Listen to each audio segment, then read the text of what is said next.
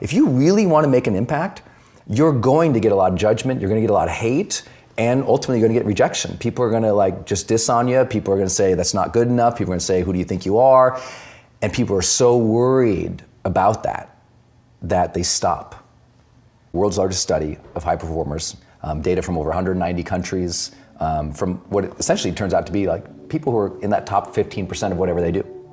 And we found that there was basically personal habits and social habits. And the personal habits was, seek clarity, generate energy. And that third one was raise necessity, which was something I didn't even know really was a thing psychologically, as important as it turned out to be. And necessity is kind of short for performance necessity, or what we call psychological necessity, which means there is a moment in which you are serving people or you're trying to achieve your goal or your dream in which now it is not a preference, it's a must, right? But to use better languaging, it becomes necessary for us to excel in this. It's not a hope anymore, it's not, it should do it. It becomes so necessary that it connects with our identity, that we feel it is necessary for me to deliver with excellence here because that is who I am. It's necessary for me to deliver with excellence here because somebody needs me to do well. It's necessary for me to do well here because this topic, this thing I'm doing, I'm passionate about this, I care about this, I want to master this. I'm obsessed with this. And it's necessary for me to do well because of the time, it's a deadline or it's go time. And when all those come together, that personal side of this is my identity and I'm obsessed about it, and that other side where it's somebody needs me and there is a real deadline, right in the middle, that's performance necessity. When we hit that, game changer. Game changer, but it is uncomfortable because people don't want to exude that much passion in which it becomes obsession because they're fearful of their obsessions. Well, if I'm obsessed about this topic, it's going to take away from my family, from my time. It's going to introduce a lot of, fear or unknowns to me. So they back off. But I tell people all the time, there is a difference between passion and obsession. And high performers have obsession about the topic, right? They are obsessed about the topic in which they're trying to learn, master, grow into. And so that obsession is real. And I tell people the difference, here's how you know the difference between the two. When you're passionate, everybody cheers you on. They're stoked for you. Oh, you found your passion? Awesome. Follow your passion. Live with passion. Be passionate. Chase your passions. Everything, passion. Passion's good. The world's gonna be yay, passion, right? When you're obsessed, they're why you gotta be so crazy? Why can't you be satisfied? Why do you always gotta get things so perfect? Why do you spend so much time here? When you're obsessed, people think you're nuts. So it's different. And it's I always tell people, if no one thinks you're crazy, you're not yet operating to the outer limits of your potential. You're not there yet. Because somebody in your life should say, man, you really care about this in a crazy way. And when you get there, you found your thing. And not everybody finds that. I think that's also why it's scary. Some people go, well, I'm passionate or I'm happy, but I don't really obsess about anything. Most people obsess about, their shows on Netflix more than their life. I know people who obsess more about their thread count in their sheets at their house than they do about the impact they're making in the world. Because buying something or getting pulled into Netflix, being obsessed about something that gives you no feedback is not scary. A real obsession, like trying to make an impact in the world, you're gonna get feedback. You're trying to make a difference in somebody's life, they're gonna tell you, that doesn't resonate with me, Brendon. You try to make a difference in a nonprofit, you try to change the world, you try to start something like this, and the views come or they don't come, there's feedback. And people are terrified. It's one of the 4 central fears we all have is rejection. We're terrified, to be rejected. And think about, if you really want to make an impact, you're going to get a lot of judgment, you're gonna get a lot of hate, and ultimately you're gonna get rejection. People are gonna just diss on you, people are gonna say that's not good enough, people are gonna say, who do you think you are? And people are so worried about that they stop. And so it's easier. Things that don't give you feedback. Watching Netflix don't give you no feedback. It's easy. There's no disappointment there. Even if you don't like the show, what do? You just go on to the next show. There's no disappointment there. I think trying to make an impact, there's a lot of disappointment and fear and potential for rejection. So people don't get obsessed about making a difference and making an impact because it can hurt. Well, imagine last night, I'm going on the stage, right? If my identity says I am a public speaker and it is important for me to be excellent at this, and then I go on stage and I bomb, what does that say about me as a person? So we've got about 50 years of work in psychology, the field of psychology, saying do not tie your efforts to your identity, because that risk of disappointment or rejection, if the task fails, you shouldn't take that as a defining moment in which you say, I am a failure, right? So that's the risk, and that's what psychologists tell us to be wary of. Except, it turns out that high performers flip that on its face and go, well, actually, no, I do get bothered if it fails.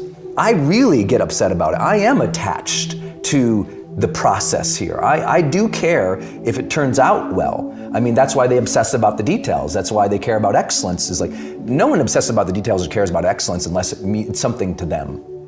And there is a risk. The risk is you over-attach to the process or the outcome with your identity, so that if the process or outcome goes bad, now you feel bad about yourself as a human, and now you stop your progress. But I also tell people, there's a balance there. I actually wish more people would attach some identity to what they're doing. They wouldn't go through the motions as much. I mean, I think what the world needs less of is half-interested parents who don't have an identity that says, you know what? I'm gonna be an excellent parent. I think we have a lot of CEOs or business people or entrepreneurs who they've never stepped in and said, you know what? I'm a CEO. I own this business. I am responsible for paying the bills. I am responsible for making the money. I'm responsible for all these people's mortgages who work for me. I want them to own the identity of a CEO, because most of them, if you ask them about their identity and their business, they're kind of like, you come to find they're kind of approaching it like not even hobbyists. It's like, if you want to win, your identity has to be tied into that thing in which you are trying to succeed at and give to. And that takes a lot of guts to put yourself all in for something, but who's ever contributed something with tremendous impact without being all into it? I've never seen it. So I think the message of the book, you're right, I'll get some flack. A lot of psychologists say, don't tell people to tie more of their identity. But what I'm trying to tell you is even the Dalai Lama has a connection with himself as a spiritual leader. His identity is still there. That people, assume that, we have to release ourselves from having any attachment to something. But I'm like, I think we all want to be present and engaged fully in the things that we are doing in our lives. And that's going to require us to say psychologically, you know what? I am all in this. All in. You have to be all in, and it's the hardest thing to do, because if it fails, then you can feel like a failure. I think of this idea of performance necessity. Two stories kind of come to mind. One is I was working with an Olympic gold medalist sprinter, and we're in the tunnel and we're going out, and he's talking about the competition, and we get out to the blocks, and I said, he was really worried about the competition. I said, well, how do you even gauge who's gonna win? In his particular race, people are winning, but by 1/100ths of a second, tenths of seconds. I mean, these are really close sprints. And I said, well, how do you know? I said, who would you even bet on? And he says, I would bet on the guy who gets down at the blocks, gets himself settled, looks at the finish line, then says, I gotta do this for my mom. And I was like, ooh, that's good. His performance necessity in that is, it's necessary for him to win that race for his mom. I think of, when I started my career and I really decided to go all in with writing and online training. This is like 2006. I'd gone broke, completely bankrupt, and failed. I left my corporate job. I had this cushy kind of corporate job as a consultant. Good job. Left it to write. And I didn't know how to make it as a writer. I wanted to do seminars, workshops, didn't know how to do that. So I was pretty much a hot mess, ran out of money. I got nothing to my name, nothing, no positive prospects. No one's calling me except the guys who want the money. And one night I'm writing, and the apartment was so small. On the bed, I had all my bills, my vision boards, all my research, all my journals. Like, the bed was basically the desk, the extended desk. And my lady comes in, Denise, and she walks past me, but she sees I'm like trying to write, so she doesn't want to disturb me. She crawls under the covers of the bed, and I'm just typing, kind of casually typing away. And I look over, and I see my woman sleeping under my bills. And it was just like, you know, because none of us want to see our, you know, our family suffer because we are not performing. Sure. And I was just like, I gotta figure this out. And I'm telling you, I wrote more that night than any night in my entire life. Next day I wrote more than ever. That birthed Life's Golden Ticket, which became a bestseller. And in 18 months later, because I was like, I'm gonna figure out this online thing, I'm gonna figure out marketing, I'm gonna figure out how to teach, I'm gonna figure out how to train and get paid for it, because I'd never really been paid for those things. I said, I'm gonna figure out this industry and I'm gonna make it. 18 months later, after her crawling under the bills, I made $4.6 million Jesus. online. Total transformation. People are like, how did you do it? I'm like, she was my necessity. I was not going to let my woman be in that situation. And she believed in me, she supported me, she married me. And, but she was my drive. And the second part was, I went all in with my identity. I said, I am going to be a great writer, and I am going to be one of the greatest online trainers there ever was. You know, as you said in the intro now, we've graduated over 2 million people have taken our online courses and video series now.